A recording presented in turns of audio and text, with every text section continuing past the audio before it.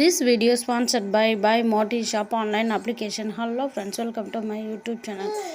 2-3 நாளாக தொடர்ந்து மழை பெஞ்சு மாடியில் செவரெல்லாம் பாருங்கள் ரொம்ப பாசம் பிடிச்சி போய் ஒரு மாதிரி இருக்குது. இன்னைக்கு தான் கொஞ்சம் ரெயின் கம்மியாக இருக்கிறதுனால துணியெல்லாம் காயுது. இந்த பிடிச்சிக்க துணி நிறையா இருக்குப்பா.